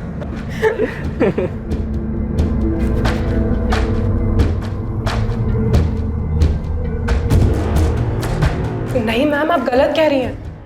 अजीत कभी मोहित का मर्डर नहीं करवा सकते। उस दिन भी गलती हमारी थी, लेकिन उन्होंने खुद को सजा दी। चुप रहे, और आज तक उस बारे में कोई बात नहीं निकाली। क्या कहता मैं? गुस्सा निकालता भी तो किस पे? आखिरकार दोनों थे तो मेरे अपने ही ना। और फिर शिखा और मोहित दोनों की आंखों में शर्मिंदगी थी, पछतावा था। तो मैंने मोहित और शिखा दोनों को उनके पछतावे के साथ छोड़ दिया और मोहित से कहा कि मेरी गैर हाजिरी में मेरे घर में ना आया करे। अजीत, बहुत ज्यादा शर्मिंदा हूँ। माफी मांगने में भी शर्म आ रही है। पता नहीं कैसे बहक गई थी। मुझे माफ कर दो।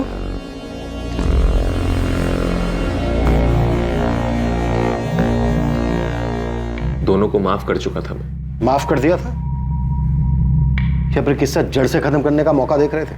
आपको लगता है कि मेरे भाई को मैंने मारा है तो चढ़ा दीजिए सूली पे, लेकिन जिन बातों को मैं भूल चुका हूं ना उन्हें याद करूंगा और ना इस बारे में कोई सफाई पेश करूंगा।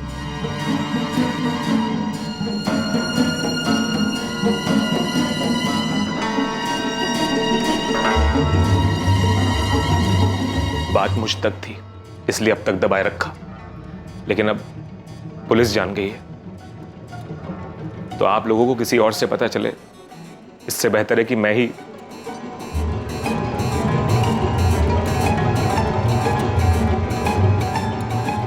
बहुत बढ़िया, मतलब आज रात को एक्शन होगा। एक्शन के लिए तैयार है ना?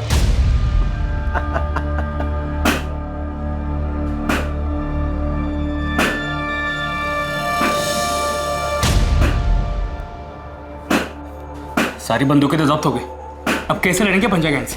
पक्का किसी ने खबर दी थी कि हम लोग गायत्री लॉज में हैं। खैर तू चिंता मत कर, कल बाबू के लोग आ रहे हैं इंदौर से सामान लेकर। उसके बाद पंजा गैंग के एक एक आदमी को दौड़ा दौड़ा कर मारेंगे।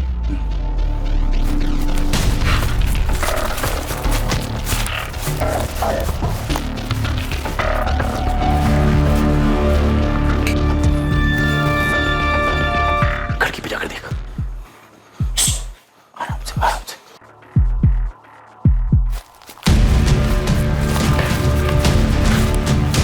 लगता है हमें चारों ओर से घेर लिया।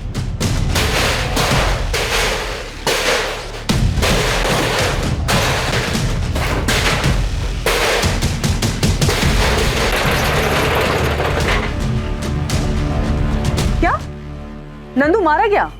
किसने मारा सर? और रघु कहाँ है? रघु फरार हो गया, ये पंजा गैंग का ही काम लगता है। सर नंदू तो मारा गया, लेकिन बादल और मोहित के केस को सॉल्व करने के लिए रघु का जिंदा पकड़ा जाना बहुत जरूरी है। सर आपने गायत्री लॉज में जो छापा मारा था रघु और नंदू को पकड़ने के लिए, वहाँ आपको जो सीसीटीवी मिला है उसके फुटेज को स्कैन करना पड़ेगा, शायद उससे हमें कोई लीड मिल जाए। पहले भी फुटेज आ गए। नंदू और रघु 10 दिन से गायत्री लॉज में रह रहे थे। काफी सारे फुटेज मैं भिजवाता हूँ।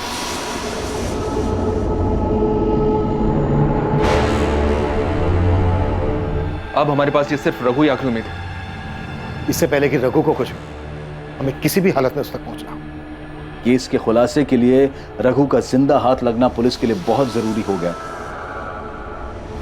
सुराग की तलाश में पुलिस ने लॉज से मिले सीसीटीवी फुटेज को खंगालना शुरू कर दिया था और साथ ही उस अज्ञात कॉलर की खोजबीन भी जारी थी जिसने मोहित और शिखा के अफेयर के बारे में बताया था।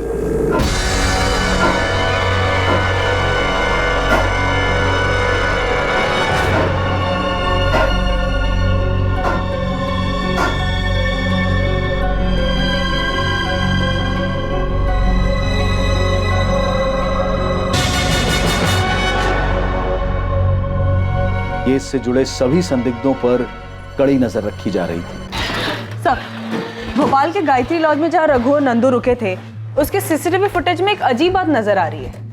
ये देखिए,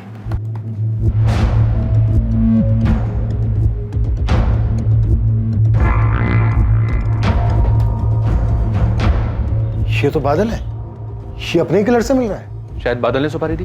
तो फिर खुद बादल क्यों मारा गया? और ये बादल रघु को कैसे जानता था? इतने खतरनाक कातिल से मतलब बादल क्यों मिलेगा? यही सच है विनायक जी, बादल मिला था उससे। ये सब मोहित का ही किया धरा है। मोहित की बातें सुन सुन के आज बादल की ये हालत हुई है। अरे यार कितना टाइम लगाता है, कब से वेट कर रहा हूँ। तो वो मेरे जूते नहीं मिल रहे थे। चल चल। बादल रात में मोहित के घर जाता है, उसे पिक करता है, दोनों साथ में शराब खरीदते हैं और उसके बाद जबुआ तालाब जाते हैं जहां पर पहले से ही रघु और नंदू मोहित का इंतजार कर रहे थे। बादल को यूज किया गया होगा मोहित को झबुआ तालाब लाने के लिए, या फिर शायद बादल भी इस प्लान में शामिल थे। दोनों तालाब पहुंचते हैं और वहां जाने के बाद मोहित को मार दिया जाता है और इस मर्डर के पीछे जो कोई भी है वो बादल को डबल क्रॉस करता है और सुपारी किलर से उसे भी मरवा देता है। मास्टरमाइंड को बादल की जरूरत थी। मास्टरमाइंड ये बात अच्छी तरह से जानता था कि मोहित उसके कहने पर वहां नहीं आएगा। सर मुझे ऐसा लग रहा है कि इन मर्डर्स के मास्टरमाइंड ये रवि और करण है। इन दोनों को बादल की जरूरत इसलिए पड़ी क्योंकि मोहित इन दोनों के कहने पे वहां कभी नहीं आता। तो आप बोल रहे हैं कि हमने बादल को पैसों का लालच दिया और पैसों के लिए उसने मोहित को मरवा दिया, फिर हमने बादल को मरवा दिया। आप बोल क्या रहे हैं सर? वो दोनों बचपन के दोस्त थे। अगर बादल को ऐसा कुछ भी पता होता ना वो सीधा जाके मोहित को बताता। और कोई क्यों मदद लेगा मोहित को मरवाने के लिए बादल की? और बादल क्यों तैयार हो जाता? आप बताइए। बादल के पिता पर काफी कर्जा था, ये बात तुम लोग जानते थे। आप जानते हैं आपके बताने के बाद? इंस्पेक्टर तोमर आ रहे हैं। मेरे बेटे आपके किसी सवाल का जवाब नहीं देंगे जब तक वकील नहीं आ जाता। तो बुला लीजिए, क्योंकि कोर्ट में वकील की भी जरूरत पड़ेगी। यहां पर हमें जो पूछना था वो हमने पूछ लिया। अब आगे की पूछताछ लॉकअप में होगी, वो भी डंडे के साथ।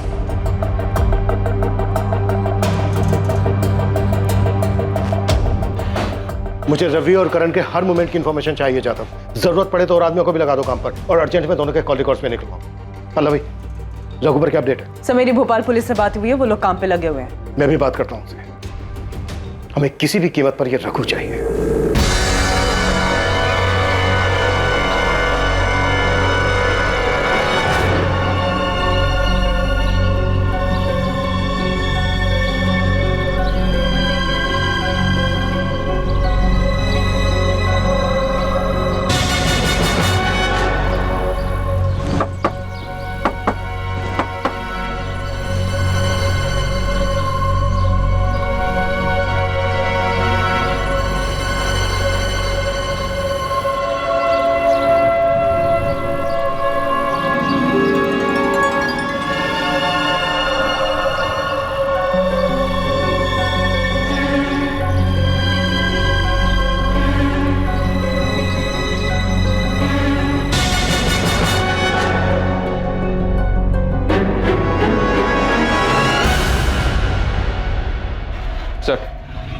सर वो अननोन कॉलर शुभचिंतक, उसने को नई इन्फॉर्मेशन दी है।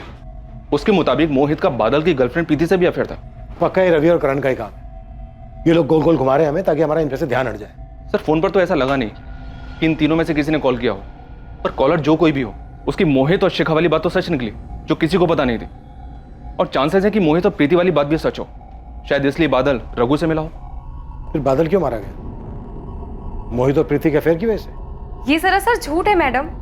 मेरा मोहित के साथ कोई अफेयर नहीं है। मैं तो मुश्किल से उससे 2 या 3 बार मिली थी। तो फिर बादल सुपारी किलर से मिला क्यों था? 6 सितंबर को बादल किलर से मिला और 11 सितंबर को दोनों बादल और मोहित मारे गए। तुम्हारी आखिरी बार बादल से कब बात हुई थी? बादल से मेरी आखिरी बात 7 सितंबर को हुई थी। बस कुछ दिनों की बात है प्रीति, मेरा जुगाड़ चल रहा है। पैसों का बंदोबस्त हो जाए, बाबूजी का कर्जा चुका दूं, फिर हम दोनों भाग चलेंगे। से बादल को कहीं से पैसे मिलने वाले थे, लेकिन कहां से किससे ये उसने प्रीति को नहीं बताया था।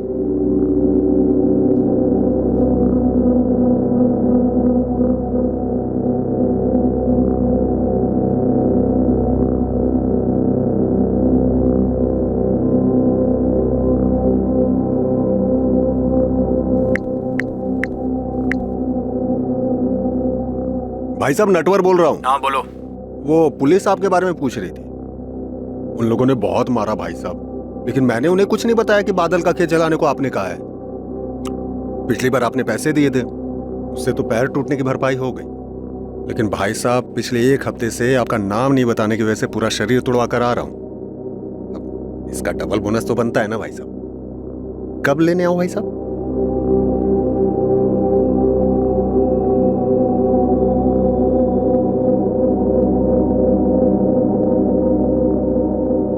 पुलिस अंधेरे में चारों दिशाओं में हाथ पैर मार रही थी, लेकिन कहीं से भी उम्मीद की कोई किरण नजर नहीं आ रही थी। इस केस का सारा दारोमदार एक ऐसे शख्स के बयान पर टिक गया था जो खुद एक पेशेवर अपराधी था, रघु चंदेल। और आखिरकार पुलिस की कोशिशें कामयाब हुई और रघु पुलिस के शिकंजे में आ गया।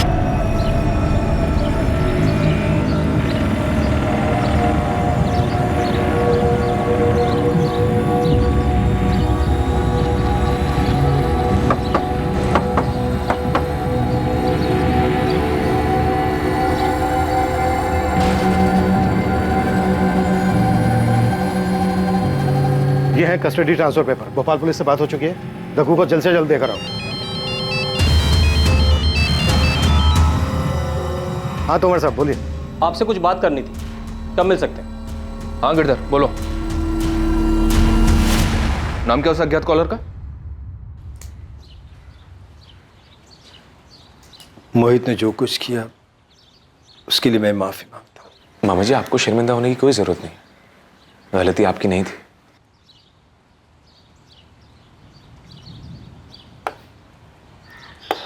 ये लो बेटा। मामा जी, आपने सब कुछ सोच समझ लिया है ना? सब कुछ सिर्फ मोहित को देना ठीक रहेगा? बेटा, मैं तो चाहता हूं कि रवि और करण को भी कुछ दो, और मोहित को बुरा लगेगा। तेरे जैसा बड़े दिल वाला नहीं है। अजीत, मैं अपनी वसीयत बदलना चाहता हूं। ये है एडवोकेट नवीन शुक्ला, मिस्टर बलवंत चौहान के लॉयर। कुछ सेंसिटिव पता चला तो मैं इनको आपके पास ले आया। देखिए, मैं आपको सब कुछ नहीं बता सकता, क्लाइंट की प्राइवेसी का ख्याल करना होता है।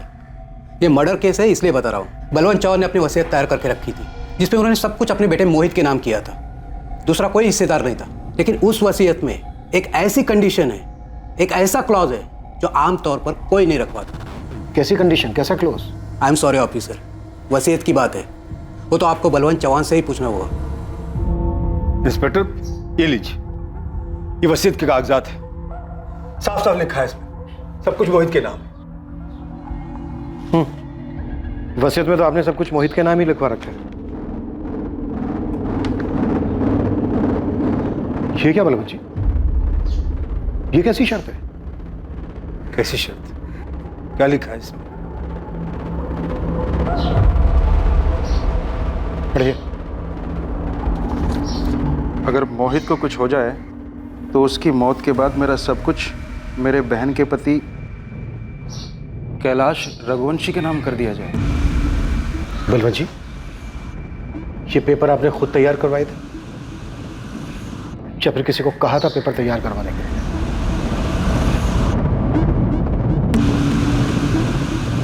सर, क्या पूछना है मुझसे? क्या काम है, बताइए ना।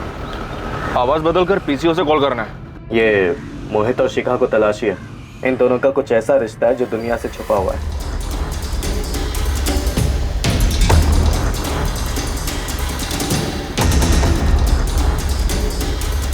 सर, मैंने वो कॉल सिर्फ मोहित को बदनाम करने के लिए किया था।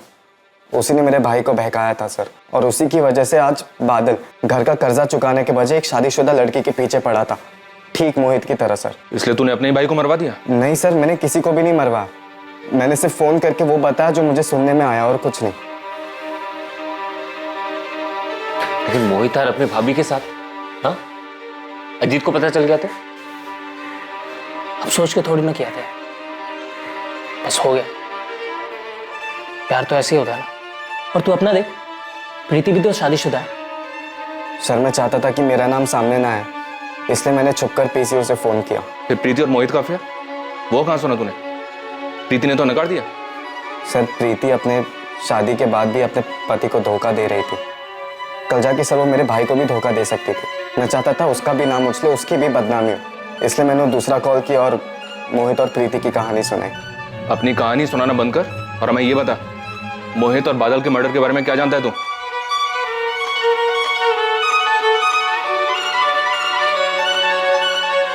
सर, वो अज्ञात कॉलर बादल का भाई जय था। जय कह रहा है कि उसने सिर्फ मोहित और प्रीति को बदनाम करने के लिए सब किया। और सर, पल्लवी रघु को लेकर आ रही है, उससे तो सब पता चल जाएगा। लेकिन सामने से कोई कुछ नहीं बोल रहा। अब ये रघु ही बताएगा कि कौन किसके साथ क्या करना चाहता है।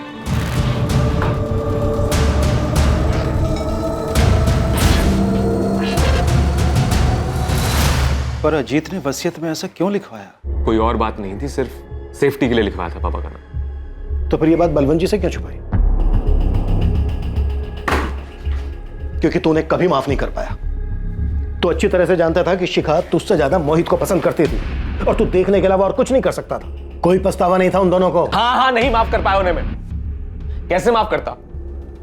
मेरे मना करने के बाद भी मिलते थे, बार बार मिलते थे। कैसे बर्दाश्त करता? मेरा भाई, मेरी बीवी मेरे ही पीठ में बार बार खंजर घोंप रहे थे, और रही कहीं कसर इस बलवंत मामा ने पूरी कर दी। मुंह से बेटा बेटा बोलते थे, दिल से कभी माना ही नहीं बेटा। बेटा, मैं तो चाहता हूं कि रवि और करण को भी कुछ दो, और मोहित को बुरा लगेगा। मामा जी ने सब कुछ मोहित को दे दिया, मेरा जिक्र तक नहीं किया। और वही बेटा मेरी ही बीवी के साथ, सबने मुझे समझ क्या रखा है? सारी कुर्बानियां मैं ही दूं? मेरी मां ने मेरे हिस्से का आधा प्यार मोहित को दे दिया, उसका कोई बोल नहीं। मैंने हमेशा उसे छोटे भाई की तरह संभाला, उसका कुछ नहीं। मोहित को कैसे मारा और बादल रघु तक कैसे पहुंचा? हाँ गुप्ता जी, आपको सारी किस्त मिल जाएगी। अब मुझे कुछ और वक्त चाहिए। हाँ वो क्या है ना, कुछ महीने पहले मेरा खेत जल गया था तो इसलिए। हाँ मैं करता हूँ। हाँ मैं जल्द से जल्द करता हूँ। हाँ। क्या हुआ, नहीं माने बैंक वाले? नहीं यार, 5 लाख का कर्जा है ना? हाँ। इतना तो मोहित से मांग सकता है। नहीं, दोस्ती के बीच में पैसा नहीं लाना मुझे। तो मैं एक जुगाड़ बताऊं, 5 लाख कमाने का। कैसा जुगाड़? कल मिल मुझसे। कहाँ? झबुआ तालाब के पास। बोल अब क्या जुगाड़ है? मोहित को जान से मारना है, सब मैं करूंगा, तू बस मेरा साथ दे। क्या बकवास कर रहा है? हाँ? मजाक कर रहा है ना तू? नाटक मत कर। तू अच्छे से जानता है कि मोहित शिखा के साथ क्या कर रहा है। जानता हूं और ये मानता भी हो कि गलत है। मैंने उसे समझाने की कोशिश की। वो नहीं समझने वाला। देख, मेरे पास सिर्फ एक ही रास्ता है। मोहित के मरने के बाद बलवंत मामा की सारी जायदाद मेरी हो जाए। तू बस मेरा साथ दे, मैं तेरा 5 लाख का कर्जा भी उतरवा दूंगा। सोचो। देख, मैं अपने दोस्त को नहीं मार सकता, ठीक है? और तू भी ये सब मत सोच, नशे में है तू। डर मत, हम लोग नहीं मारेंगे, पेशेवर खूनी आएंगे उसे मारने के। तू बस मोहित को यहाँ ले आ, करेगा मेरा काम? नहीं, मैं ये नहीं कर सकता। अपने दोस्त को मैं धोखा नहीं दे सकता, ठीक है? शुरू में बादल ने मना कर दिया, लेकिन मैं जानता था कि इस दोस्ती को सिर्फ गरीबी ही तोड़ सकती है। मुझे पता था कि बादल सर से लेकर पांव तक कर्जे में डूबा हुआ। उस बारे में बात भी मत करना चाहिए। मैं अपने दोस्त को धोखा नहीं दे सकता। देख, मुझे तो मेरे भाई, पत्नी, सबने धोखा दिया, तो दोस्त क्या चीज है? और कल को अगर तेरा बाप कर्जे में मर गया तो अचार डालेगा दोस्ती का? मोहित सिर्फ अपना फायदा देखता है, तू अपना फायदा देख। चल, 7 लाख दूंगा तुझे, बोल। देख, अब तू सोचने लगा। चल, तेरे लिए 8 लाख। कर्जा चुकाने के बाद भी 3 लाख बचेंगे तेरे पास। सोच के बताना।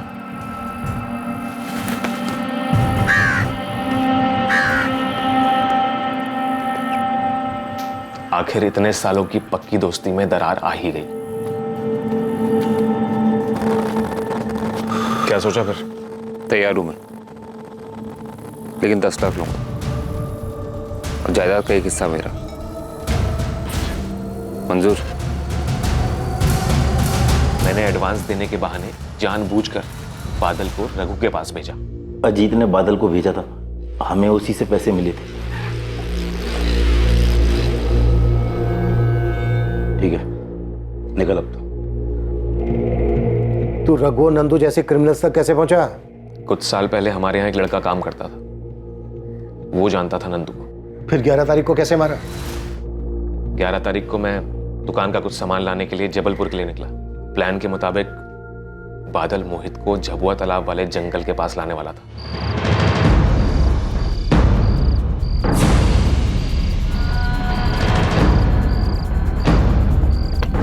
बादल, ये कौन सी जगह है? चल तो सही।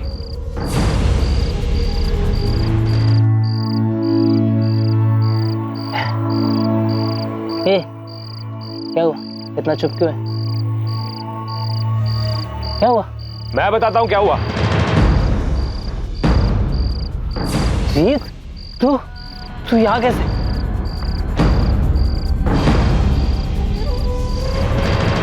मरवा दिया मैंने मोहित को, अपने धोखेबाज भाई को। रिश्तों की मर्यादा कुचल दी थी उसने। अब उसका मरना जरूरी था। बादल को क्यों मारा?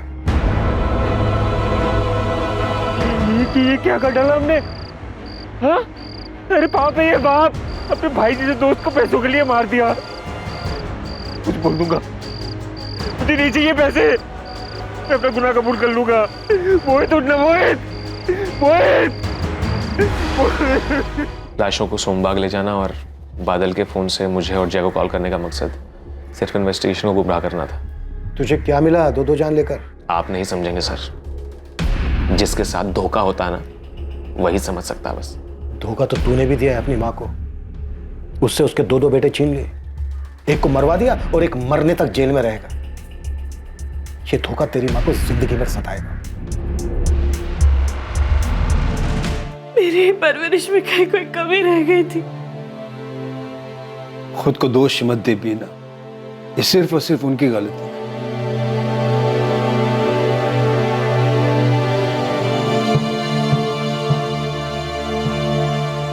उमेश देख, प्रीति तो कुछ बता नहीं रही है। तू जानता है तो सच से बता, क्या प्रीति का उस लड़के से अफेयर था?